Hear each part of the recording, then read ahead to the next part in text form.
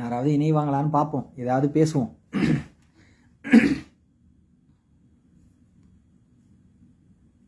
சரி, ஓகே, யார் நினைஞ்சா எனக்கு என்ன, எனக்கு என்ன, நம்ம வந்து பேச ஆரம்பிச்சிருவோம். தோழர்கள், நீங்கள் ஃப்ரீயாக இருக்கிறப்ப இந்த வீடியோ பாருங்கள். நான் ஒரு முக்கியமான விஷயத்த இந்த வீடியோவில் ஷேர் பண்ணலாம் அப்படின்னு நினச்சேன். என்னடான்னா, இன்னைக்கு சதய விழா, மாமன்னன் ராஜராஜ சோழனுடைய 1040வது சதய விழா அப்படின்னு சொல்லிக்கிறாங்க. சதய விழாவை பற்றி நமக்கு தெரியும். அது வந்து தஞ்சாவூரில் ஒரு லோக்கல் ஹாலிடே. லோக்கல் ஹாலிடேன்னா, நான் வந்து கும்பகோணத்துக்காரன், தஞ்சாவூர் மாவட்டம் தான். எங்கள் கும்பகோணத்தில் லீவ் இல்லைனாலும் தஞ்சாவூர் மாவட்டம் ஃபுல்லாக லீவு. நீங்கள் சதய விழா அன்னைக்கு தஞ்சாவூர் முழுக்க நிறைய நிகழ்ச்சிகள் நடக்கும். பார்த்தீங்கன்னா எங்கே பார்த்தாலும் ஃபெஸ்டிவல்ஸாக இருக்கும். சில பேர் பாட்டு போட்டுக்கிட்டு கேட்டுக்கிட்டு இருப்பாங்க. ராஜராஜ சோழன் பாட்டெலாம் ஓடிட்டுருக்கும். ஸோ வந்து தஞ்சாவூரில் எப்போவுமே வந்து சதய விழா வந்து ரொம்ப நல்லாயிருக்கும் பார்க்குறதுக்கு. சரி, எனிஒன்? Okay okay. ஸோ வந்து இப்போ பார்த்தீங்கன்னா, நான் வந்து தஞ்சாவூரில் தான் காலேஜ் படித்தேன், யூஜி முழுக்க. ஸோ வந்து நான் வந்து சோழர் சிலை அந்த ஸ்டாப்பில் தான் கிட்டத்தட்ட 1.5 வருஷம் பஸ் ஏறுவேன். அந்த சிலை எனக்கு ரொம்ப பரிச்சயமானது. இது எல்லாத்துக்குமே ஒரு கனெக்ஷன் இருக்குது, அதனால தான் நான் சொல்ல விரும்புகிறேன். அந்த சோழர் சிலையில் தான் நான் நின்றுட்டுருப்பேன். அந்த ஸ்டாப் ஏரியா வந்து சோழன் சிலை தான். அந்த ஸ்டாப்பில் தான் பஸ் ஏறுவேன், காலேஜ் விட்டு வருவேன், ஊருக்கு போகிறதெல்லாம். ஸோ வந்து சதய விழாங்கிறது ரொம்ப பாப்புலரான ஒரு விஷயந்தான். இந்த பக்கம் பார்த்தீங்கன்னா, சதய விழாவுக்கு வந்து மாமன்னன் ராஜராஜன் பற்றினு நிறையா நம்ம ஸ்டேட்டஸ் போட்டுக்கிறோம். நிறைய பாட்டு வாட்ஸ்அப் ஃபேஸ்புக்கெலாம் வைக்கிறாங்க. வரி வரி வரி வரி புலி அஞ்சாதடா துஞ்சாதடா சோலான்னு பாட்டெலாம் போட்டு நம்ம இன்றைக்கி ஸ்டேட்டஸ் வைக்கிறத நம்ம பார்க்க முடியுது. சரி, அரசர்களை கொண்டாடும் ஒரு விஷயம் வந்து தொடர்ந்து நம்ம தமிழ் சமூகத்திட்ட இருக்கிறத நம்ம பார்க்க முடியுது. ஈவன் இப்போ யங்ஸ்டர்ஸ் கூட அதை ஒரு இதாக கொண்டாடுறாங்க, ஸ்டேட்டஸ் வைக்கிறது, போகிறது. அதுவும் இந்த ஏஐ வந்ததுக்கப்புறம் போத்து இவனே வந்து பெரிய கோயில் இவனே கட்டினா மாதிரி ஃபுல்லாகவே இப்போ கன்ஸ்ட்ரக்ஷன் எல்லாம் மாடிஃபிகேஷன் டெக்னாலஜி எல்லாம் யூஸ் பண்ணி வீடியோஸ் போட்டுக்கிட்டு நம்ம பார்த்துட்டு இருக்காங்க. ஸோ இந்த சதய விழா பற்றி நான் உங்கள்கிட்ட ரொம்ப முக்கியமாக சொல்ல வர்றது என்னென்னா, நான் வந்து சமீபத்தில் ஒரு நாவல் படித்தேன்.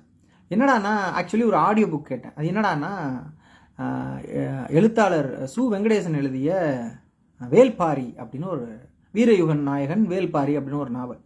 இந்த நாவலுக்கு நான் ஏன் இதை சொல்கிறேன்னா, இந்த நாவலும் இந்த சதய விழாவையும் நான் ஒரு கட்டத்தில் நான் இணைச்சி பார்க்க விரும்புகிறேன்.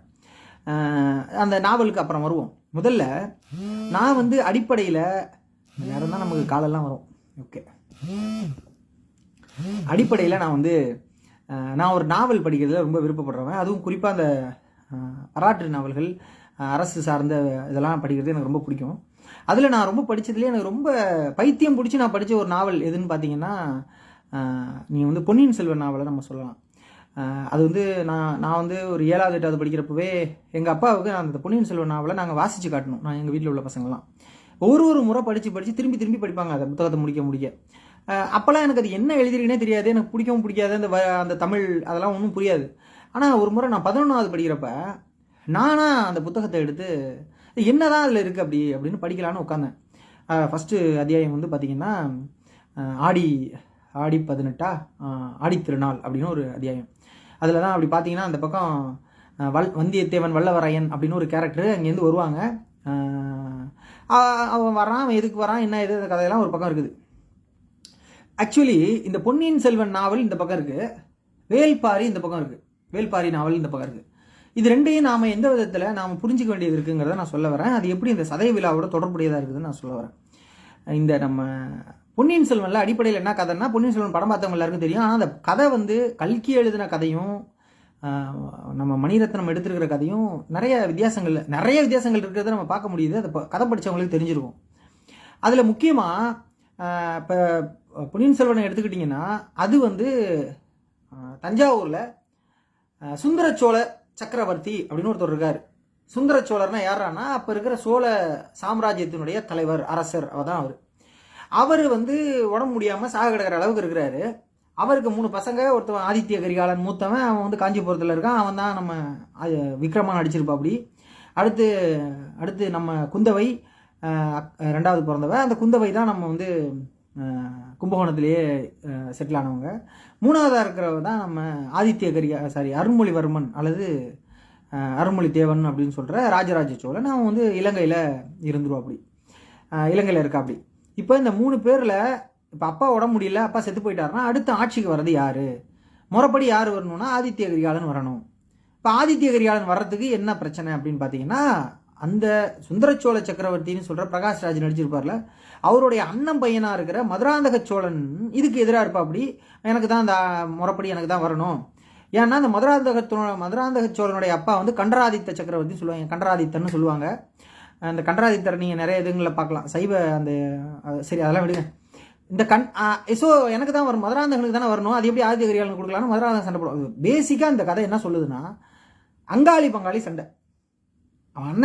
அண்ணன் அதாவது சித்தப்பனுக்கு கிடைக்க வேண்டிய போஸ்ட் வந்து எப்படி பையனுக்கு கிடைக்கணும், அப்படி கிடைக்க போகுது அப்படின்னு சொல்லி சண்டை நடக்கிறது தான் பொன்னியின் செல்வன்கிற நாவல். அந்த நாவல் வந்து சோழர்களுக்குள்ளே நடக்கிற பிரச்சனைகளை நமக்கு சொல்லுது. இந்த பக்கம் நம்மளுடைய வீரயுக நாயகன் வேல்பாரி நாவல் என்ன சொல்லுதுன்னா, பரம்புன்னு ஒரு மலை, அது எங்கடா இருக்குன்னா தமிழ்நாட்டில் நம்ம எவ்வளவோ மலைத்தொடர்கள் இருக்குது. அப்படி ஒரு முக்கியமான மலைத்தொடரில் வந்து இருக்கிற ஒரு 300 இனக்குழுக்கள் ஒன்றா வாழ்கிற ஒரு மலை தான் பரம்பு மலை. அந்த மலையில் வேளிர் குளம்னு ஒரு குளம், அந்த குளத்தினுடைய தலைவன் தான் நம்மளுடைய வேல்பாரி.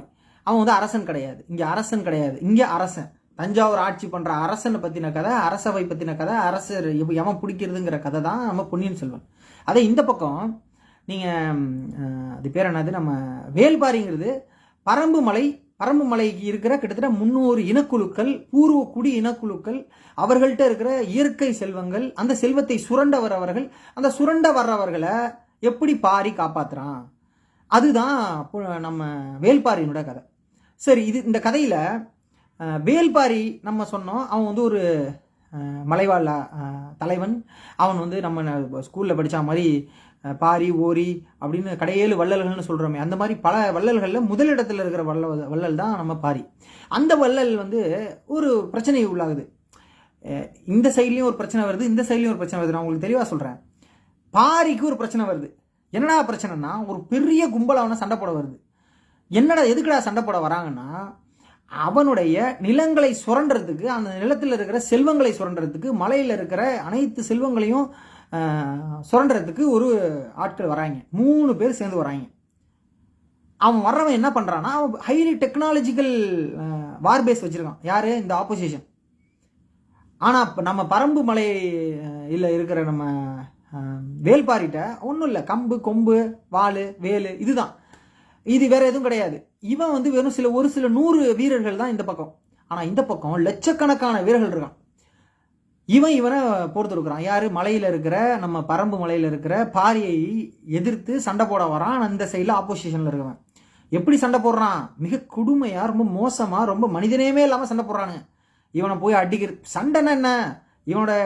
இவனுடைய செல்வங்களை சுரண்டுறது, அவன் வளர்க்குற கால்நடைகளை திருடுறது, போர் முடிஞ்சதுக்கு அப்புறம் அந்த யாரெல்லாம் விதவையா நிற்கிறாங்களோ அந்த பெண்களை சூறையாடுறது, அவர்களை வன்புணர்வு செய்கிறது, இதெல்லாம் போர் தர்மத்தில இருக்குது. அவன் அந்த அரண்மனையே தூக்கி தன்னோட கண்ட்ரோலில் கொண்டு வந்துருவான். அப்போ இந்த அரண்மனைனா அந்த ராணி ராஜா பொண்ணுங்க ராஜாவுக்கு இருந்த 1000 வகையான சைடு அந்த துணைகள் எல்லாத்தையுமே எடுத்துப்பானுங்க எதிரி நாட்டு அரசர்கள். ஸோ இதுதானே போர் முறை. இப்போ பரம்பு மலையில் நம்ம தலைவன் நம்ம வேலிர்குல தலைவன் நம்ம பாரியை வந்து எதிர்த்து இந்த கேங் வந்து நிற்கிது, சண்டை போட நிற்கிறாங்க. இப்போ பரம்பு மலையில் அவன் காப்பாற்றினானா பாரி, அவன் மக்களை காப்பாற்றினானா பாரி, அவனுக்கு கீழே இருக்கிற கிட்டத்தட்ட 300 இனக்குழுக்களை காப்பாற்றினானா பாரிங்கிறது தான் அந்த கதை.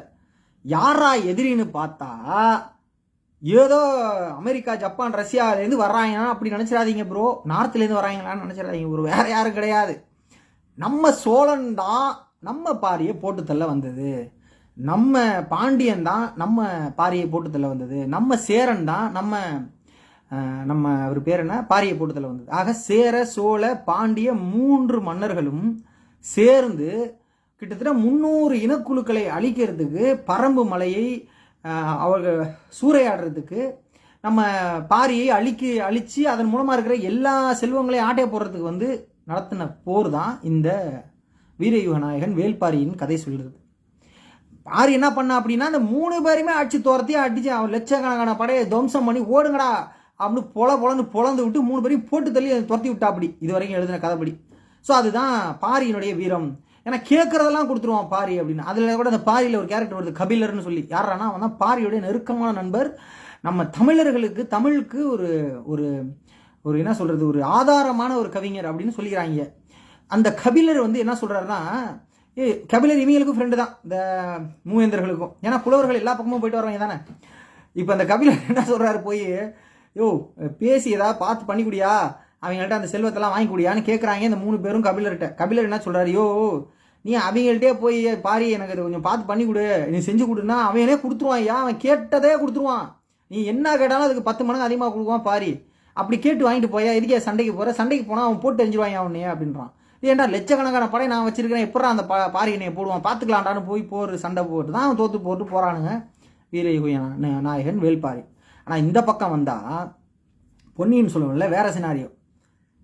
இவன் என்னதான் சொந்த அண்ணன் தம்பி அங்காளி பங்காளி சண்டை நடந்தாலும் இன்னொரு குரூப் உள்ள வந்து இந்த கேங்க எல்லாத்தையும் போட்டு தள்ளிட்டு ஆட்சியை தான் பிடிக்கணும்னு வருது. யாரா அது பிடிக்க வர்றதுனா வேற யாரும் கிடையாது, அமெரிக்கா ஜப்பான் ரஷ்யா மறுபடியும் கிடையாது, பக்கத்தில் இருக்கிற பாண்டிய அரசர்கள் தான் ஆளை ரெடி பண்ணி ஆபத்து உதவிகள் அது இதுன்னு சொல்லி ஆளுகளை ரெடி பண்ணி அவன் வீட்டுக்கே உள்ளே பூந்து ஆதித்ய கரிகாலனையே போட்டு, அதாவது அது எப்படி போட்டான் எதுக்கு போட்டாங்கிறதெல்லாம் அடுத்து நம்ம பாண்டியன் தான் உள்ளே பூந்து போட்டான். சரிங்களா? நீங்கள் அந்த நான் உங்களுக்கு சொன்னேன்னு தெரில, சொல்லியிருப்பேன் நினைக்கிறேன். ஒரு கேரக்டர் வந்து செத்து போகும் அப்படின்னு நான் சொல்லியிருப்பேன், சொன்ன ஞாபகம் இல்லை. ஆக்சுவலி வந்து நான் மறுபடியும் சொல்கிறேன். நான் சென்ட் ஜோசப் காலேஜ்லேருந்து திரும்பி அந்த காலேஜ் படிக்கிறப்போ அந்த ஒரு கேரக்டர் வந்து நான் அந்த புத்தகத்தை படிச்சுட்டு நான் 5வது பார்த்து படிச்சுட்டு இருந்தேன். அப்போ வந்து நான் வந்து வந்து அடிக்கடி அழுகிற மாதிரியான கேரக்டர் கிடையாது. ஆனாலும் அந்த ஒரு ஒரு ஒரு கேரக்டர் நீங்கள் வந்து பார்த்தீங்கன்னா அந்த பொன்னியின் செல்வனில் பார்த்திபன் கேரக்டர், சின்ன பழுவேட்டரையர். அந்த சின்ன பழுவேட்டரையர் பெரிய பழுவேட்டரையர் யாரானா, நீ வந்து ராஜராஜ சோழன் வந்து அரசன், மீன்ஸ் அந்த சோழர்கள் சுந்தர சோழன் வந்து அரசன். அரசனுக்கு கீழே தனப்பண்டாரம் தானிய பண்டாரம்னு 2 ஒருத்தவங்க இருக்காங்க, வேற யாரும் கிடையாது. அந்த தனம்னா பணம், பேங்கிங் செக்டர், பேங்கிங் மினிஸ்ட்ரி. தானிய பண்டாரம்னா அந்த மற்ற எல்லா ரிசோர்ஸஸ் இருக்குல்ல, நெல் அந்த மாதிரியான தானியங்கள் அதை எடுத்து வச்சிருக்கிற ஒரு மினிஸ்ட்ரி. இது எல்லாத்தையுமே கையில் வச்சிருக்கிறவன் தான் பெரிய பழுவேட்டரையர். அரசனுக்கு அடுத்த பொசிஷன் இருக்கிறவன் அவன் தான் சரத்குமார் அதில் நடிச்சிருப்பா. அப்படி அந்த பெரிய பழுவேட்டரோட தம்பி பொண்ணு தான் ஒரு கேரக்டர் வரும். அந்த கேரக்டர் தான் செத்து போகும் கடைசி நேரத்தில். அந்த கேரக்டரே அந்த படத்தில் வராது, பொன்னியின் செல்வன் படத்தில் வராது. அப்படி செத்து போகிற அந்த கேரக்டர் அந்த சீன் படிக்கிறப்பலாம் எனக்கு தாரையாக ஊற்றுது தண்ணி, அழுது கதறி அழுவுற, என்னடா அது கொடுத்தாங்கடே அப்படின்னு. ஸோ அந்த அளவுக்கு நம்ம பைத்தியமாக அந்த நாவலை படித்தவங்க தான். ஸோ இந்த பக்கம் பார்த்தீங்கன்னா இங்கே இன்னொரு கேரக்டர் வருதுன்னு சொன்னோம்ல, அது யாரானா பாண்டியன் தான் பிளான் பண்ணி சோழர்களை போட்டு தள்ளுறான். இப்படி பார்த்தீங்கன்னா நீங்கள் வந்து பாண்டிய அரசன் அவன் ஒய்ஃபோட ஒன்றா இருக்கிற நேரத்தில் கூட உள்ளே பூந்து ஆதித்ய கரிகாலன் வந்து பாண்டிய அரசனை போட்டாதான் கதையில் எழுதியிருக்கு. இந்த பக்கம் சோழன் வந்து தன்னோட வீட்டுக்குள்ளேயே அவன் வீட்டுக்குள்ளேயே பூந்து சோழ அரசனை, அதுவும் அது என்னது சூழ்ச்சி செஞ்சு ஆதித்ய கரிகாலனை போட்டதான் இந்த கதை எழுதியிருக்கு. அது எப்படி எழுதுனா எப்படி பண்ணா அதெல்லாம் அடுத்த கதை. ஸோ ஃபைனலாக என்ன சொல்கிறோன்னா, நல்லா ஒரு விஷயத்தை நீங்கள் கவனிச்சிங்கன்னா தோழர், சோழன் வந்து தன்னுடைய வெற்றி சோழன் சோழன் சோழன் சோழன் சொல்கிற மாதிரி எப்படி சோழன் ஏன் மதுரைக்காரனை அடித்ததுனால தான் அவன் சோழன். வரி புலி அஞ்சாதலான்னு பாட்டு போடுறோம்ல, இந்த பக்கத்தில் இருக்க மதுரைக்காரனை அடித்து மதுரைக்காரனுடைய கால்நடைகள் எல்லாம் சுரண்டி மதுரைக்காரனோட செல்வத்தெல்லாம் பிடுங்கி மதுரை பக்கத்தில் ஊரில் இருக்கிறவன் பெண்களெல்லாம் வன்புணர்வு செஞ்சு அவன் வீட்டுக்கு செல்வங்களெல்லாம் அழிச்சவனுங்க தான் இந்த சோழர்கள். இந்த பக்கம் பாண்டியர்கள் யாரானா இந்த தஞ்சாவூர்காரனோட பிடிச்சி அறுத்து அவன் கும்பகோணத்துக்காரனை ஒன்றும் இல்லாமல் அழிச்சு அவனுங்கெல்லாம் அடித்து தூக்கி போட்டு தும்சம் பண்ணவங்க தான் பாண்டியர்கள். ஆக இந்த சேர சோழ பாண்டிய பல்லவன் இவங்களாம் அடிச்சுக்கிட்டானு. அப்புறம் யாரடா அடிச்சுக்கிட்டானுன்னா நம்மளை தான் அடிச்சானுவோம், வேற யாரையும் போய் அடிக்கலை. நம்ம மக்களை இவனுங்களே அடிச்சானுங்க, இவனுங்களே சுரண்டுறானுங்க, இவனுங்களே நம்மளை வந்து ஒரு போர் அடிமைகளாக பயன்படுத்தி நம்மள ஒன்றும் இல்லாமல் ஆக்கினவனுகள் தான் இந்த அரசர்கள். வேற எவன் கூட சண்டை போட்டான் இவன் போய் என்ன ஜப்பான்காரனோட சண்டை போட்டானா? தஞ்சாவூர்காரனுக்கும் கரூர்காரனுக்கும் தானே சண்டை, தஞ்சாவூர்காரனுக்கும் மதுரைக்காரனுக்கு தானே சண்டை. தஞ்சாவூர் பஸ் ஸ்டாண்டு பெரிய பஸ் ஸ்டாண்டா, மதுரை பஸ் ஸ்டாண்டு பெரிய பஸ் ஸ்டாண்டாக தான் வெட்டு குத்து நடந்தது. யாரா செத்தாங்கிறது தான் இங்கே கேள்வி. நீங்கள் இந்த வேல்பாரியிலேயே ஒரு முக்கியமான சீன் வரும். இந்த நம்ம பார்த்தீங்கன்னா நம்ம வேல்பாரி வந்து வேல்பாரியோட கை ஓங்க ஆரம்பிச்சிடும், லட்சக்கணக்கான படைகள் சாக ஆரம்பிச்சிடும். ஆனால் நீங்கள் அந்த படையை விளக்குறப்ப நம்ம வெங்கடேசன் ரொம்ப அழகாக விளக்கியிருப்பார். எப்படின்னா அந்த போர் களத்தில் வந்து கிட்டத்தட்ட 3, 4 அல்லது 5 லிஸ்ட் ஆஃப் வார் அந்த கேங் இருக்கும். முதல் குழு, 2ஆம் குழு, 3ஆம் குழு, ஆயிரக்கணக்கான பேர் இருப்பான்.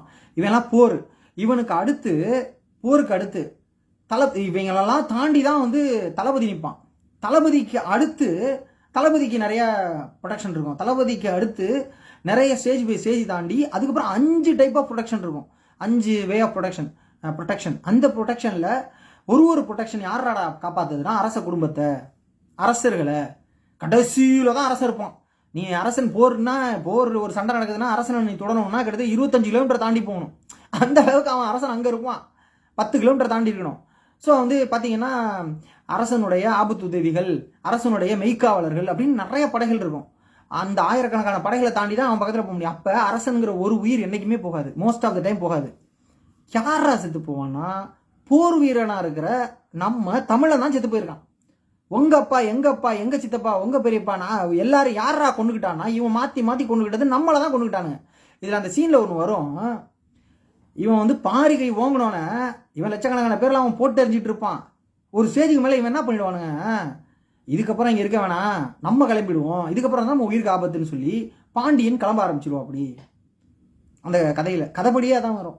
அப்போ பாண்டியன் இது கிட்டத்தட்ட பல ஆயிரக்கணக்கான இவங்க செத்து போனோன்னா பாண்டியன் கிளம்ப ஆரம்பிச்சிடுவான். இது ஒன்றா. இன்னொரு பக்கம் இந்த பக்கம் அந்த மூவேந்தர்களுடைய படையில ஒரு டெக்னிக்கலாக ஒரு அந்த தளபதி ஒரு விஷயத்தை செய்வா. அப்படி என்னன்னா, அப்போ வந்து போர் வீரர்கள், அதாவது அரச போர் வீரர்கள்னு ஒரு கேங் இருந்தாங்க. அது இல்லாமல் காசு கொடுத்து வாங்குற போர் வீரர்கள் ஒரு கேங் இருந்திருக்காங்க. அது யாரான்னா அவனுங்க எல்லா மாநிலத்தையும் எல்லா ஏரியாலேருந்து வருவானுங்க போல. அவனுங்க வந்து வீக்காக இருப்பானுங்க, காசு கொடுத்தா வருவானுங்க, எவ்வளோ காசு கொடுத்தாலும் வந்துடுவானுங்க, அவங்க சாகிறதுக்கு தயாராக இருக்கிறவனுங்க.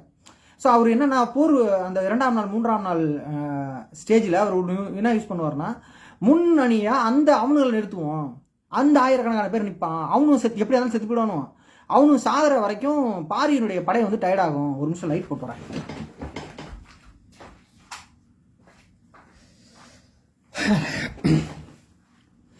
ஸோ பாரியினுடைய படை வந்து டயர்ட் ஆகும்.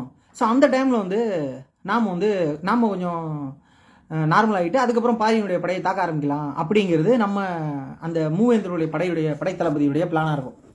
ஸோ அல்டிமேட்டாக நீங்கள் யோசிக்க போனீங்கன்னா இவர்கள் வந்து இந்த கதை மட்டும் இல்லை, அந்த கதையை சொல்கிற கருத்து நம்ம என்ன புரிஞ்சுக்கிறோன்னா, அரசர்கள் வந்து மக்கள் பற்றின எந்த கவனமும் அவங்களுக்கு கிடையாது, கவலைகளும் கிடையாது.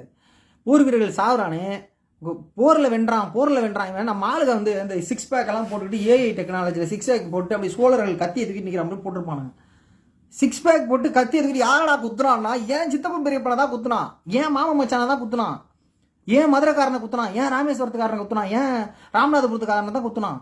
அப்படி குத்துறது மட்டும் கிடையாது, எல்லா அயோக்கியத்தனங்கள் பண்ணதும் அவன் தான். ஸோ இந்த போர் வீரர்கள் சாகிறது வந்து ரொம்ப அசால்ட்டாக அந்த அரசர்கள், அது வந்து போர் மரம், அது போர் போர் வீரமாகுது. அப்படி சாகுறது தான் வீரமா. நீ செத்துப்போ, இப்போ அரசன் அவன் ஃபேமிலியோட போய் சாகட்டும், நீ உனக்கு என்ன நாடு வேணுமா, நீ போய் சண்டைக்கு போ, நீ போய் சாவு, ஏன்டா லட்சக்கணக்கான பேரை கொள்ற. அப்போ இது நாட் ஓன்லி ஹியர், அப்போ இருந்த அந்த மூர்க்கத்தனமான மலையில் இப்போ இந்த பாரியுமே எடுத்துக்கிட்டிங்கன்னா அதில் வந்து பார்த்தீங்கன்னா ஒரு ஒரு கேரக்டர் வந்து கடத்தி வச்சுருவானுங்க நம்ம மூவேந்தர்கள். கேரக்டர் பேர் நான் மறந்துட்டேன், மேபி வீரனா சம்திங் நம்ம ஒரு 3 எழுத்துல வரும். அந்த ஒரு ஆளை காப்பாற்றுறதுக்கு போரே நடக்கும். போரில் அந்த லட்சக்கணக்கான பேர் செத்து போவான், இந்த பக்கமே 100கணக்கான பேர் செத்து போவான் ஒரு ஆளுக்காக. சார் இதுதான் நம்ம அந்த காட்டு முன்னாடி மனநிலையில்னு சொல்கிறோம். அஃப்கோர்ஸ் அது எனக்கு புரியுது, ஒரு நம்மளோட உடைமை ஒருத்தன் திருடிட்டு போயிட்டாங்கன்னா சண்டை போட்டாவது நம்ம மீட்கணுங்கிறது ஒன்று புரியுது. ஆனாலும் அடிப்படையில் பார்த்தீங்கன்னா இந்த அரசர்கள்னு கொடுக்குற அந்த பெருமை நம்ம பண்ணிக்கிறோம்ல, ஏய்னு அரசன் எப்படி அரசன்னா, அவன் நம்மளையெல்லாம் போட்டு தள்ளினதுனால அரசன், நம்மளையெல்லாம் சுரண்டுனதுனால அரசன், நம்ம ஆண்களை அடிமைகளாக பயன்படுத்தினால தான் அவன் அரசன், நம்மளுடைய வீட்டு பெண்களை சுரண்டு வன்புணர்வு செய்தனால அவர்கள் அரசன். அவன் எப்படா அரசனானா, நம்மளுடைய செல்வத்தை திருடி வச்சுதான் அவன் அரசனானா, அவன் தான் அரசன். அரசனுக்கும் நமக்கும் என்ன சம்பந்தம்? எனக்கு ராஜராஜ சோழனுக்கு எனக்கு என்ன பிரச்சனை? இப்போ நான் கூட சொல்ல முடியாதா, நானும் ஒரு ஆண்ட குடி, நானும் வந்து ஒரு ஆண்ட பரம்பரைன்னு? நீங்கள் அடிப்படையில் யோசிச்சு பாருங்க, அவன் யாரை எதிர்த்து சண்டை போட்டான்? சோழர்கள் எல்லாருமே வந்து தென்கொரியாக்காரங்களை எதிர்த்து சண்டை போட்டாங்கப்பா, பாண்டியர்கள் எல்லாருமே இந்த பக்கம் துபாய்காரர்களை எடுத்து சண்டை போட்டாங்கப்பா, சேரர்கள் எல்லாருமே இந்த பக்கம் போயிட்டாங்கப்பா, ஃபுல்லாக அமெரிக்கர்கள் சண்டை. அப்படியா? ரொம்ப மோசமான நம்ம அந்த அடிப்படையை புரிஞ்சுக்கிட்டாலே இந்த அரச கொண்டாட்டத்துக்குள்ளே நம்ம போக மாட்டோம். அரசர்கள் ஒன்றா. ரெண்டாவது பாயிண்ட்டு, இந்த அரசர்கள் நமக்கு என்னடா பண்ணாங்க அப்படின்னா, நம்ம நிறையா பார்த்துருக்கோம். தமிழ் மொழியை வாழ வைத்தார்கள், நமக்கு நிறைய செல்வங்களை கொடுத்தார்கள். செல்வங்கள்ங்கிற மாதிரி என்னது, நமக்கு இன்ஃப்ராஸ்ட்ரக்சர் கொடுத்தாங்க. அஃப்கோர்ஸ் நிறைய அரசர்கள் வந்து இன்ஃப்ராஸ்ட்ரக்சர் லைக் வந்து கரிகால சோழன். இப்போ நம்ம பெரியாரிஸ்டுகள் நிறைய முற்போக்கு சிந்தனையாளர்கள்லாம் கரிகால சோழனை நம்ம அக்செப்ட் பண்ணுவோம்னா நமக்குமே அவரை பற்றியுமே முழுசாக தெரியாது. கம்பேரிட்டிவ்லி கரிகால சோழன் வந்து நம்ம கல்லணை கட்டினாரு, கொஞ்சமாவது ப்ரொடக்டிவாக நிறைய செஞ்சார். கோயிலை கட்டுறதுக்கு பதிலாச்சும் அதில் கல்லணையாவது கட்டினாரு. அதன் மூலமாக அந்த பக்கம் டெல்டா மாவட்ட விவசாயிகள் வாழ்கிறான். அதன் மூலமாக பெரிய இன்னும் வரைக்கும் கல்டிவேஷன் நடக்குது. கல்டிவேஷன் மூலமாக நீ உலகம் முழுக்க நம்ம டிஸ்ட்ரிபியூட் பண்ணுறோம் அக்ரிகல்ச்சரல் ப்ராடக்ட்டை. ஸோ அந்த வகையில் யூஸ்ஃபுல்லாக ஏதாவது செஞ்சுட்டு போனோம் அந்த அரசன் அப்படின்னு நம்ம சொல்கிறோம். ஆனால் நீங்கள் பார்க்க போனீங்கன்னா மோஸ்ட் ஆஃப் த அரசர்கள் என்னடா பண்ணனா, அது இந்த பூஜை புனஸ்காரங்கள் பண்ணுறது, கோயில்கள் கட்டுறது, கோயில்களை நிர்மாணிக்கிறது, அந்த அந்த தர்மங்களை காப்பாற்றுறது, இதை மட்டும் தான் பண்ணிட்டு உட்காந்துருந்தான். நீங்கள் நல்லா யோசிச்சு பாருங்க. அரசன் அரசன் அரசன் அரசன் சொல்கிறோம்ல, அரச காலகட்டத்திலேருந்து நம்ம தொடர்ந்து நம்மலாம் ஆண்ட சாதியாக இருந்திருந்தோம், மீன்ஸ் ஆண்ட பரம்பரை அப்படியா இருந்திருந்தோம்னா, அரச பரம்பரையாக இருந்திருந்தோம்னா நாம் இன்னைக்கு என்னவா இருந்திருப்போம்? ஏன் நான் மாணிக்க செயினில் போட்டுட்டு இருப்பேன், பவள செயினில் போட்டுட்டு இருப்பேன், இல்லை ஃபுல்லாகவே இல்லை கோல்டாக சுற்றிட்டு இருப்பேன். நான் ஏன் குழு பணம் கட்டுறேன் மாதம் எக்கிவிடாசுன்னு எதோ சொல்கிறாங்க, அது மாதிரி ஏன் கட்டுறேன்? நான் மட்டும் இல்லை, எல்லா சமூகத்தை சார்ந்தவர்களும் கட்டுறாங்க. இப்போ யாருமே அரசர்களுக்கும் நமக்கு சம்மந்தமே இல்லை. நம்மளை அடித்து தான் அரசன் மேலே போனால் நம்ம வெளிப்படையாக சொல்ல போனால் இந்த அரசர்கள் எவனையுமே நம்ம கொண்டாடக்கூடாது. நமக்கு அவன் கொடுக்கல. நமக்கு கல்வி அரசன் கொடுத்தானா? கொடுக்கல. ஏன் சார் நம்மளை விட்டுரு, நம்ம தாத்தாவோட தாத்தா, நம்ம பாட்டி. சரி நான் என்ன சொல்கிறேன், நம்ம தாத்தா விட்டு நம்ம ஊர், நம்ம தெருவில் எங்கள் தெருவில்ங்க பார்த்தீங்கன்னா ஒரு எங்கள் அப்பா காலத்தில் ஒரு 8 தாத்தா இருந்தாங்க, ஒரு 25 தாத்தா இருந்தாங்க. அவங்களாம் வந்து நாலந்தா பல்கலைக்கழகத்துக்கு போயிட்டு வருவாங்களாங்க. அப்போவே அப்படிப்பட்ட நாலேஜுங்க. சோழ காலத்திலே படித்தாங்களாங்க. நீ அவனையாவது சொல்லுங்க, ஒரு வய சொல்ல மாட்டான். ஏன்னா எவனையுமே படிக்க விடல. ஆனால் அப்போ படிப்பு இல்லையாடானா படிப்பு இருந்தது. இப்போ இன்னைக்கு இருக்கிற மேத்தமெட்டிக்ஸ் மாதிரி அப்போ மேத்தமெட்டிக்ஸ் இருந்தது, இயற்கணிதம் இருந்தது, நிறைய கணிதங்கள் இருந்தது. அப்போ டெக்னாலஜி, அப்போ இன்ஜினியரிங் இருந்தது, கப்பல் கட்டுமானம் இருந்தது, அப்போ வந்து பில்டிங் கட்டுமானம், நிறைய இன்ஜினியரிங் இருந்தது, நிறைய சயின்ஸ் அண்ட் டெவலப்மெண்ட் இருந்தது, ரிசர்ச் அண்ட் டெவலப்மெண்ட் மெத்தடாலஜிஸ் இருந்தது, ரிசர்ச் அண்ட் டெவலப் விங் இருந்தது. எதிலையுமே நம்மளை விடலை. நாம போகல. அரசர்கள் எவனும் நம்மளை விடலை. நாமளை விட்டுருந்தா தான் நம்ம தெருவே மாறி இருக்குமே. நம்ம ஏன் ஓலா குடிசையிலையும் புதுசாக இப்போ புது ஓட்டு வீட்லையும் கவர்மெண்ட் கொடுக்குற சலுகையிலையும் நம்ம ஏன் வாழ்ந்துக்கிட்டு இருக்க போகிறோம்? அப்போ அரசர்கள் யாரடா வாழ வச்சாங்கன்னா ஒரு குறிப்பிட்ட கும்பலை தான் வாழ வச்சாங்க. அந்த குறிப்பிட்ட கும்பல்களுக்கு தான் நிலத்தை வாரி கொடுத்தாங்க. அந்த குறிப்பிட்ட கும்பல்கள் சொல்கிற மாதிரி கோயிலை கட்டினாங்க, கோயிலுக்கு பூஜை மேலேயா பூஜையை கட்டினாங்க. எவனாவது ஒருத்தவன் 1000 ஆண்டுகளுக்கு நிற்கிற கோயிலை கட்டினாரா ராஜராஜ சோழன் சொல்கிறாங்களே, எவனாவது ஒருத்தவன் 1000 ஆண்டா நிற்கிற ஒரு பெரிய யூனிவர்சிட்டியை கட்டினாரா இப்போ ராஜராஜ சோழன், ஒரு பெரிய லைப்ரரியை கட்டினாரா ராஜராஜ சோழன், 1000 வருஷமாக இந்த தமிழர்களுடைய மருத்துவ அறிவு வந்து இன்னைக்கு அடுத்தடுத்த தலைமுறைகளுக்கு வர்றதுக்கு ராஜராஜ சோழன் ஒரு வழியை கொடுத்தாரு. ஏதாவது சொல்கிறானுங்களா? சொல்ல மாட்டானுங்க. அவனுங்களுக்கு என்ன பிரச்சனை? அப்போ அடிப்படையில் என்னடான்னா அரசர்கள்ங்கிற concept not only Cholan, not only Pandiyan, not only Cheran, Pallavan, இந்த ஒவ்வொரு கிளான்லேயும் ஒருத்தவன் நல்லவன் எவனாவது ஒருத்தன் வந்திருப்பான், பைனாங்குழி எவனாவது இருந்திருப்பான். அதெல்லாம் அடுத்தது. அந்த கான்செப்ட், அரசன்கிற கான்செப்டை அயோக்கியத்தனமான கான்செப்ட், திருட்டுத்தனமான கான்செப்ட், ரவுடி பயில்கள் தான் அந்த அரசர்கள். இதை நீங்கள் இன்னொரு இடத்துல கட் பண்ணி இங்கே பார்த்தீங்கன்னா, இங்கே பார்த்தா தெரியும். நீங்கள் பாகுபலின்னு ஒரு படம் வந்துச்சு, அந்த படத்தை பாருங்கள். அது ஒரு பெஸ்ட் எக்ஸாம்பிள் அரச கான்செப்டுக்கு. அவன் என்னன்னா அந்த பொம்பளை அந்த அம்மா ராஜமாதா தான் அவனை போட்டு தள்ளுன்னு சொல்லிவிடும். அவன் பாகுபலியை சத்யராஜ் போட்டு தள்ளிடுவான். அவனுடைய ராஜமாதாவுடைய பார்த்தீங்கன்னா தனி தளபதியாக இருந்தவன் நம்ம சத்யராஜ் கட்டப்பா, அவன் போய் போட்டு தள்ளிவிட்டு அங்கேருந்து வந்து நீ சொல்லணுன்னு போட்டு தள்ளிட்டேன்னு சொன்னோன்னே, அப்புறம் தான் இவன் உண்மையை சொன்னாலே அவன் அந்த மாதிரி கிடையாது, பொழுது வந்தது அவன் நல்லவன் அப்படின்னு சொன்னோன்னே, திடீர்னு ராஜமாதா திருந்தி பாகுபலி செத்து விட்டான், இன்று முதல் இவன் தான் உங்களுடைய அரசன்னு சொல்லி பாகுபலியோட குட்டி பொம்மையை அந்த குழந்தைய தூக்கி காட்டும். உடனே மக்கள் எல்லாம் வந்துட்டான் அரசன். ஏதாவது ஒரு மனுஷன், ஏதாவது ஒரு மக்கள், என்னடி நீ பாகுபலி அரசன்ன நான் நம்பினேன், திரும்பி பாகுபலி கிடையாது அவங்க அண்ணன் அரசன்ன நம்பினேன், திரும்பி அவன் அண்ணன் அரசன் கிடையாது அவன் பையன் அரசங்கிற, இப்பயும் நான் நம்பணும் சந்தோஷமா சிரிக்கணுமா? ஏண்டி எங்கள்கிட்ட ஏதாவது கருத்து கேட்பியா? வரி மட்டும் கேட்குறல்ல, அதை சொல்கிறது எங்களுக்கு எந்த உரிமையும் கிடையாதா? நீ சொல்கிறவன அரசனாக ஏற்றுக்கிட்டு அவன் சொல்கிறத கேட்டுக்கிட்டு நான் பாட்டுக்கு வாயை முட்டு போகணும், அதானே? இதுதான் பழைய அரச நிலை. இதுதான் பழைய அரசர்களுக்கு கீழே இருந்த அடிமை மனநிலை. நீ அடிப்படையில் இதுதான் பாகுபலி அரசனாலும் நீ ஏற்றுக்கணும். பாகுபலி பையன் மண்டையை காமிச்சு இதுதான் உன் அரசனாலும் நீ ஏற்றுக்கணும். நோ, இவன் என்னுடைய அரசன் கிடையாதுன்னு நீ சொன்னா உன் கை அப்படி துண்டு துண்டாத்துக்கு போடுவாங்க. ஸோ அடிப்படையில் அரசருங்கிற கான்செப்டே நமக்கு எதிரானது. அடிப்படை அறிவு சார்ந்தவர்களுக்கு யோசிச்சு பார்த்தீங்கன்னா நமக்கு எதிரானது. ஃபைனலாக இந்த ஃபைனல் கான்செப்டுக்கு வரேன். ஸோ தமிழர்களை அடித்து நம்மளை அடித்து தான் இவனுங்க தமிழரசர்கள் அரசனாகவே உட்காந்துருக்கானுங்க. நம்ம நிலங்களை, நம்ம செல்வங்களை, நம்ம வீட்டு பெண்களை நம்மளை அடிமைப்படுத்தி தான் இவனுங்க இந்த பொசிஷனே உட்காந்துருந்தானுங்க. இன்னொரு பக்கம் இவனுங்களால் நமக்கு எந்த நன்மையுமே நமக்கு, அதாவது எளிய மக்களுக்கு எந்த நன்மையும் கிடைச்சதில்லை. அடுத்து இவனுங்க ஒரு அயோக்கியத்தனம் பண்ணானுங்க. என்னடான்னா, வேறு கலாச்சாரங்களை இங்கே உள்ளே வந்து விட்டதே இவனுங்க இந்த வேந்தர்கள், இந்த அரசர்கள்னு சொல்லிக்கிற இந்த வேந்தர்கள் தான். இவனுங்க தான் வேற கலாச்சாரங்க புனைவே ஏற்படுத்தி விட்டது. நான் ஒரு சின்ன எக்ஸாம்பிள் சொல்கிறேன். தென்கொரியாவை ஒரு எக்ஸாம்பிளுக்கு எடுத்துக்கலாம். சூப்பரான எக்ஸாம்பிள். நீங்கள் தென்கொரியர்களை நீங்கள் கவனிச்சிங்கன்னா, தென்கொரியாவில் வாழ்ந்தவங்கக்கிட்ட நீங்கள் கேட்டு பாருங்கள். தென்கொரியாவில் நீங்கள் கவனிச்சிங்கன்னா, தென்கொரியா வந்து 2 எக்ஸ்ட்ரீமில் ஒன்றா அப்படியே இணைஞ்சு பயணிக்கிற ஒரு நாடு.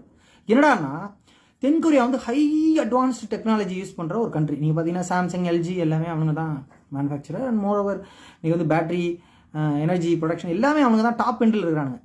ஆனால் அவனுங்க நீங்கள் ஒன்றும் இல்லை, அவனுங்க ஃபுட் கலாச்சாரத்தை வச்சு பார்ப்போமே. அவனுங்க வந்து ஹை அண்டு நியூட்ரிஷியஸ் ஃபுட்டு சாப்பிடுவாங்க.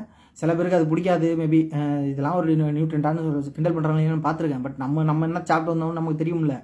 அதில் விஷயத்தை பார்த்தீங்கன்னா, எந்த ஒரு கொரியனும் அதாவது தன்னுடைய பண்பாட்டு ரீதியாக, தன்னுடைய கலாச்சார ரீதியாக, தன்னுடைய வரலாற்று ரீதியாக இருக்கிற உணவுகளை தவிர்த்து சாப்பிடவே மாட்டாங்க.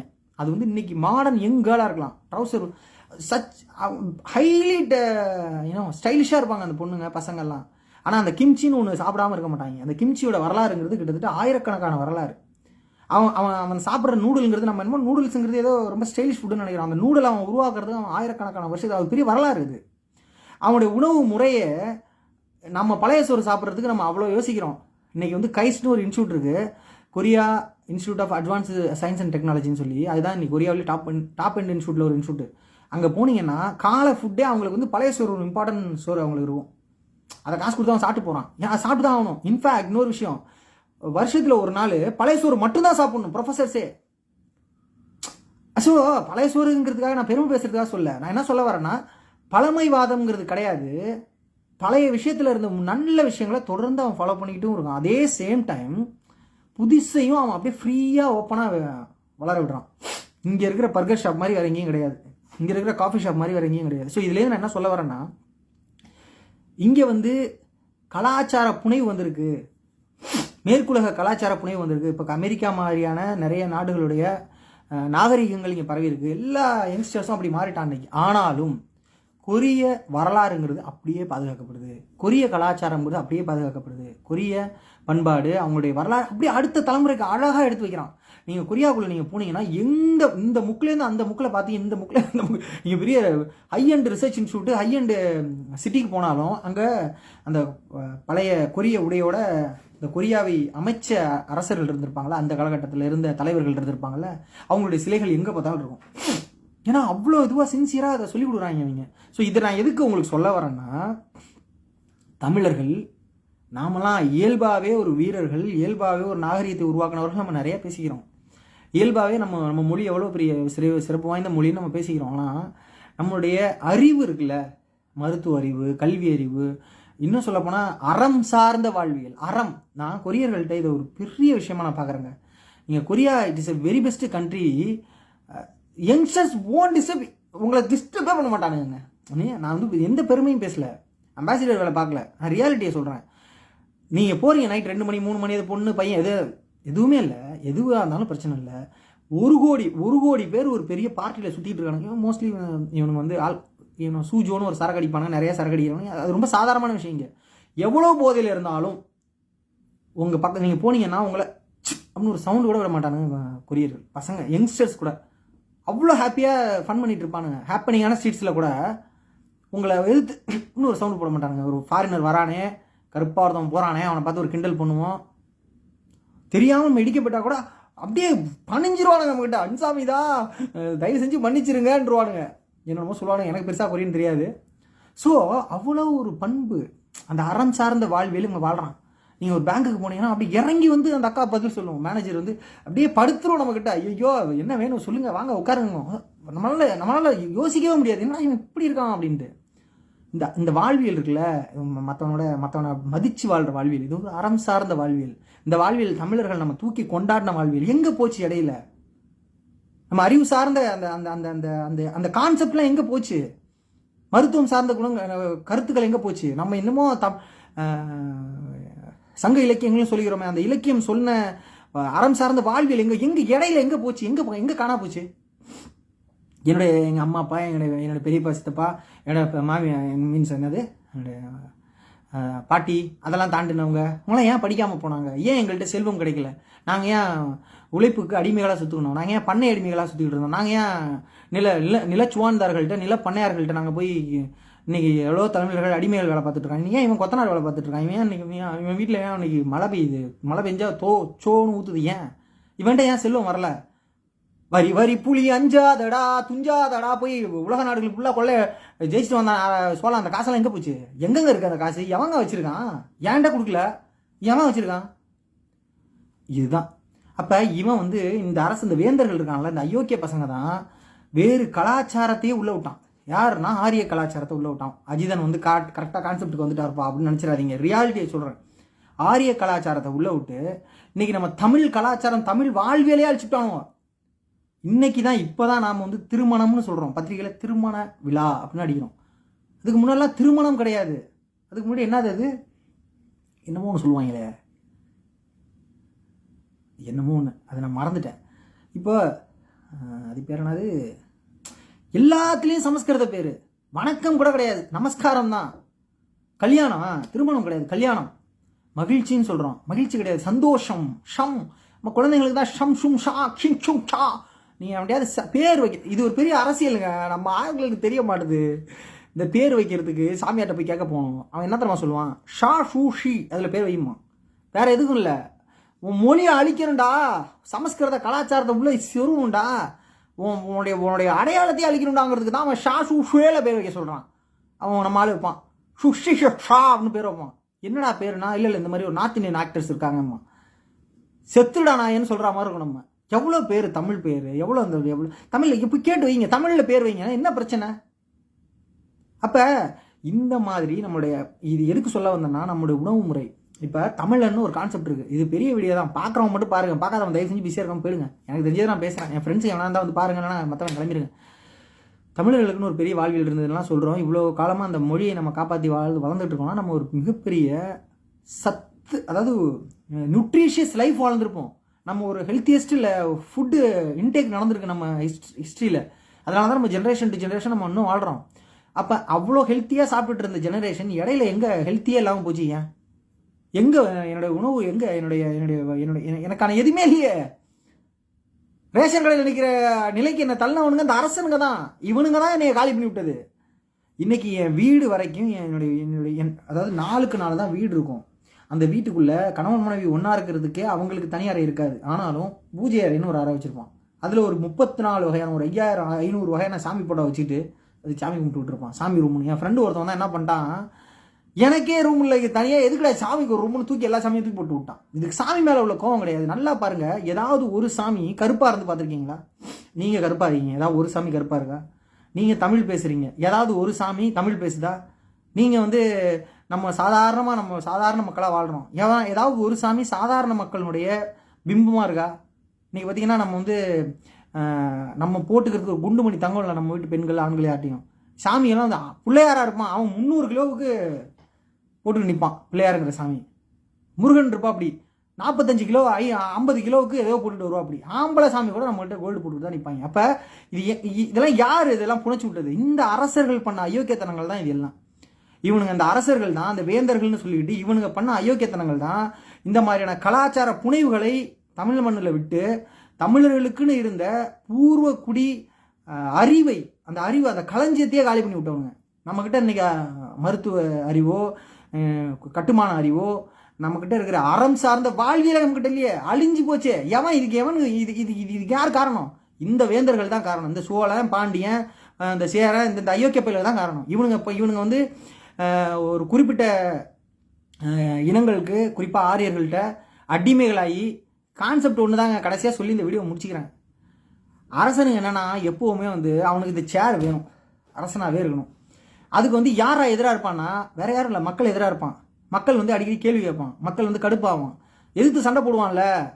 அவன் வீட்டில் பிரச்சனை பண்ணி அவனுடைய செல்வங்களை சுரண்டி அவன் வீட்டு பெண்களை கையை வச்சு ஏதாவது பண்ணனா அவன் கோவம் வரும்ல. அப்போ கோவம் வர்றப்ப அவன் டீம் ரெடி பண்ணுவான். டீம் ரெடி பண்ணால் டீம் ஒரு டீம் 2 டீம் பெரிய டீம் ஆகி அந்த டீம் சண்டைக்கு வரும் அரசன் கூட. அப்போ அந்த டீமை உடச்சி விடணும்ல. அந்த உடச்சி விடுறதுக்கு பண்ண ப்ரொப்போசல், அந்த ப்ரொப்போசல் தான் பார்ப்பனர்கள் ஆரியர்கள் வந்த ப்ரொப்போசல். அவன் ஒரு ப்ரொப்போசல் பெரிய புக் ஆஃப் ப்ரொப்போசல் வச்சுருந்தான். எல்லா அரசர்களுக்கு முன்னாடி அந்த ப்ரொப்போசலை வச்சான். அரசே இதுதான் அந்த ப்ரொப்போசல், இந்த ப்ரொப்போசலை நீ ஆக்டிவேட் பண்ணி விட்டனா உன் தலைமுறையாக ஏவனும் உன்னை கேள்வி கேட்க மாட்டான், நீ தான் அரசன், ஒன்றும் பிரச்சனையே கிடையாதுன்னா. என்னடா ப்ரொப்போசல்னா வேற ஒன்றும் கிடையாது. இதுதான் வந்து மனு தர்மம் மட்டும் கிடையாது, அதோட நிறைய புத்தகங்கள். இது வந்து நான் நிறைய கடவுள்களை உருவாக்கியிருக்கேன். இந்த கடவுள்களை வந்து மக்கள்கிட்ட பரப்பணும். இந்த கடவுள் இந்த கடவுள் சின்னங்களை மக்கள்கிட்ட பரப்பி இவனுங்களாம் அந்த கடவுளுக்கு நம்ம அடிமையாகிட்டோம்னா இந்த கடவுளை சுற்றி தான் இவன் சிந்தனை இருக்கும். இவனை கட்டுப்படுத்தணும்னா நீ சொல்லி, அதாவது அரசன் சொன்னால் கட்டுப்பட்டுறணும். அரசன் சொல்லியே கட்டுப்படாதவன் இந்த மாயாஜாலங்கள் இந்த உலகத்துக்குள்ள அவங்களை கட்டுப்படுத்தி விட்டோம்னா இவன் இந்த சாமியை தானே அவன் யோசிக்க மாட்டான். இத்தனை மணிக்கு மேலே போகாதரா, அது சாமி அவனை அடிச்சிருன்னா அவன் போக மாட்டான். இந்த கொள்ளையில் போய் இந்த கருப்பங்கொலையில் போய் அவனையாவது கழுத்தறுத்து போடணுமா, கருப்பங்கொலையில் அழைச்சி போய் கழுத்தறுத்து போடு, கேட்டால் ஐயனார் அடிச்சிட்டாருன்னு சொல்லி கேட்க மாட்டான். சோழ கொள்ளையில் போய் பொண்ணை ரேப் பண்ணி போட்டுரு, ஆனால் கேட்டால் வந்து மாரியாதை அடிச்சிட்டான்னு சொல்லி கேட்க மாட்டான். இதுதான் வந்து பார்ப்பனர்கள் சொன்ன அயோக்கியத்தனமான அந்த கான்செப்ட் ப்ரொப்போசல். இந்த ப்ரொப்போசல் தான் மீண்டும் மீண்டும் நம்மளை வந்து பக்திங்கிற ஒரு பொய்யான ஒரு மாய உலகத்தில் நம்மளை வந்து இப்போ சுற்றி அதுலேயே நம்மளை வந்து டைல்யூட் பண்ணிடுச்சு. நமக்கான கொஸ்டினை ரைஸ் பண்ணவே முடியாது, நம்மளை சிந்தனைகளை அடுத்த ஸ்டேஜுக்கே கொண்டு போக முடியாது. நீங்கள் எதை கேளு சாமிம்மா, நீங்கள் ஒரு இடத்துக்கு போங்க, ஒரு ஒன்றும் இல்லை, ஏதாவது புதுசாக ஒரு ஊருக்கு போங்க, ஒரு ஆறை காட்டுவாங்க, அந்த ஆறு என்ன ஆறுன்னு கேளுங்களேன். இங்கே தான் வந்து பார்வதி தேவி படுத்து கிடந்தாங்கம்மா. ராமேஸ்வரத்துக்கு போங்க, இங்கே தான் அந்த ஆஞ்சநேயர் போகிற வழியில் கொஞ்சம் எச்சு தப்பிட்டு போனாருமா. இவனெல்லாம் பார்த்துட்டு இருந்த மாதிரி. இது எல்லாமே நம்மள அறிவுபூர்வமாகவே திங்க் பண்ணக்கூடாதுன்றதுக்கான அடிப்படையான விஷயங்கள். தமிழர்களுடைய நிலத்தை சுரண்டது இந்த அரசர்கள் தான், தமிழர்களுடைய செல்வங்களை சுரண்டது இந்த அரசர்கள் தான், தமிழருடைய அறிவை சுரண்டது இந்த அரசர்கள் தான், தமிழர்களுடைய அடிப்படை வாழ்விலை சுரண்டது இந்த அரசர்கள் தான். அந்த அயோக்கிய பையனுங்க பண்ண வேலையில தான் நாமெல்லாம் இன்னமும் சோத்துக்கு சிங்கி அடிச்சுக்கிட்டு சுற்றிக்கிட்டு இருக்கிறோம். இப்போ சொல்லுங்க, இந்த சதய விழாவை எவன் கொண்டாடணும்? ஃபைனலாக ஒன்று சொல்லி முடிச்சுக்கிறேன், கடைசியாக சொல்கிறேன். ராஜராஜ சோழன் தஞ்சை பெரிய கோயில்னு கொண்டாடிட்டு இருக்காங்களே, இதை மறுபடியும் சொல்கிறேன். தஞ்சை பெரிய கோயில் தமிழர்கள்ட்டே இல்லையாயோ? அந்த தஞ்சை பெரிய கோயிலை வந்து ஒரு சேட்டு வச்சிருக்கான், சௌராஷ்டிரான்னு நினைக்கிறேன். அவன் எவனோ ஒருத்தன் வச்சிருக்கான், அவன் வட இந்தியாக்காரன் வச்சிருக்கான், அதோட ட்ரஸ்ட் ஹெட்டே அவன் தான். தமிழன்ட்டே இல்லை அந்த கோயில். நீ என்னன்னா இங்கே வரி புலி அஞ்சாதடா துஞ்சாதடா சோலான்னு ஸ்டேட்டஸ் போட்டு தெரிஞ்சுக்கிட்டு இருக்கிறேன்.